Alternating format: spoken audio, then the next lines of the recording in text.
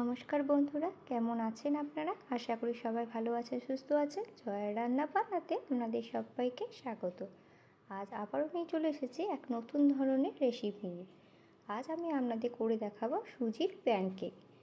এটা খেতে কিন্তু খুবই সুস্বাদু হয় আর খুব হেলদি খাবার। আপনারা সকালে জলখাবার কিংবা সন্ধ্যা জলখাবারে এটা তৈরি করে খেতে পারেন। এমনকি অফিসে টিফিনের জন্য তৈরি করে নিতে পারেন বা বাচ্চাদের টিফিন বক্সেও এটা আপনারা করে বাচ্চাদেরকে টিফিনে দিতে পারেন। এটা খুব হেলদিকর একটা খাবার। আপনারা যারা ডায়েট করছেন তারাও কিন্তু এটা করে খেতে পারে। তো চলুন বন্ধুরা শুরু করি আজকের রান্নাটা। আর আমার এই ভিডিওটা পুরোটা দেখার জন্য আপনাদের কাছে অনুরোধ রইল, স্কিপ না করে আমার ভিডিওটা পুরোটা আপনারা দেখতে থাকুন। তো দেখুন, সুজির প্যানকেক করার জন্য তো সুজি লাগছেই। তার জন্য একটা শুকনো কড়াইয়ে আমি 3 কাপ মতো সুজি নিয়েছি। তো গ্যাসের ফ্লেমটা লো টু মিডিয়াম আছে রেখেছি। তো সুজিটা একটু ভালো করে আমি নাড়াচাড়া করে নেবো। একটু কাঠখোলায় আমি নাড়াচাড়া করে নিচ্ছি, তেল দিয়ে ভাজছি না, জাস্ট শুকনো কড়াইয়ে আমি একটু নাড়াচাড়া করে নিচ্ছি। যতক্ষণ না লাল লাল রঙ হচ্ছে ততক্ষণ একটু আমি নাড়াচাড়া এটা করে নেব। তো দেখুন লাল লাল রঙ হয়ে গেছে, এটা সুজিটা আমি ভাজা হয়ে গেল। এরপর চলুন বাকিটা করি। সুজির প্যানকেক করার জন্য যা যা আমি সবজি দেবো সেইগুলো আমি সব বুনিয়ে নিয়েছি। দেখুন আমি দেবো গাজর, তাই জুলিয়ান আকারে গাজরগুলো কেটে নিয়েছি। বিটটাকে জুলিয়ান আকারে কেটে নিয়েছি। ফুলকপি আর ক্যাপসিকাম, এই সবজিগুলো দেবো। আপনারা চাইলে অন্য রকম সবজিও দিতে পারেন। তো আমি এটা একদম তেল ছাড়া বিনা তেলে রান্নাটা করছি। তো এটাতে আপনারা এক ফোঁটা বাটারও কড়াইয়ে ব্রাশ করে দিতে পারেন। আমি কিছুই দিইনি, আমি সব সবজিগুলো একটা কড়াইয়ের মধ্যে সব এবার দিয়ে দিলাম। যা যা সবজি নিয়েছিলাম, গাজর, বিট আর ফুলকপি আর ক্যাপসিকাম, এগুলো দিয়ে একটু নাড়াচাড়া করে নিচ্ছি, হালকা করে ভেজে নেব। তো এটার মধ্যে এবার দিচ্ছি আমি সামান্য স্বাদ মতো লবণ আর হলুদ। লবণ দিলে একটু জলটা বেরোবে, আর যে জলটা বেরোবে সেই জলেই আমার এগুলো সবজিগুলো সব ভালোভাবে সেদ্ধ হয়ে যাবে। তো হলুদ লবণ দেওয়ার পর এটাকে একটু ভালো করে আমি নাড়াচাড়া করে নিচ্ছি। আর হ্যাঁ, আমি অল্প বাঁধাকপিও দেবো।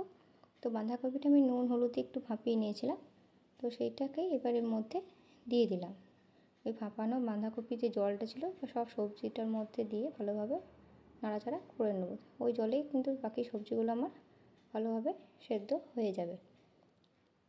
তো দেখুন ভালোভাবে আমার সেদ্ধও হয়ে গেছে। এরপর এই সবজি তো হয়ে গেল রেডি একদম। এটাকে একটু এবার আমি ঠান্ডা করে নেবো, আগে একটু ঠান্ডা হয়ে যাক। ততক্ষণে চলুন অন্য প্রসেসটা দেখাই। এবার একটা বড় বাটিতে যে সুজিটা আমি ভেজে রেখেছিলাম সেই সুজিটা এর মধ্যে নিয়ে নিয়েছি। আর একটা বড় চামচের 1 চামচ আমি আটা দিলাম। তো ময়দা দিইনি, আটাটা যেহেতু স্বাস্থ্যের পক্ষে ভালো তাই আটা দিলাম। এরপর একটু জল দিয়ে ভালো করে এটাকে ব্যাটারের মতন করে গুলে নিচ্ছি। তো দেখুন অল্প অল্প জল দিয়ে আমি পুরো এটা স্মুদি করে নেবো, গুলে নেবো। তো আর একটু আমি দুধও দিলাম। দুধও খাওয়া ভালো শরীরের জন্য, তাই 2 হাতা দুধ দিয়ে এটাকে একটু ভালো করে মিশিয়ে নিয়ে দুধটা মিশিয়ে নিচ্ছি, নিয়ে একটা ব্যাটার আমি তৈরি করে নিলাম। তো দেখুন পুরোপুরি আমার গোলা হয়ে গেছে। এটাকে 5 থেকে 10 মিনিট আমি একটু রেস্টে রেখে দেবো, ততক্ষণ এটা রেস্টে থাকুক। দেখুন 10 মিনিট হয়ে যাচ্ছে। 10 মিনিট পর ঘুরে এসে যে সুজির ব্যাটারটা করেছি তার মধ্যে এবার যে সবজিগুলো অলরেডি আমি আগে নাড়াচাড়া করে নিয়েছি দেখলেন, সেই সবজিগুলো এই সুজির গোলাটার মধ্যে এবার দিয়ে দিলাম।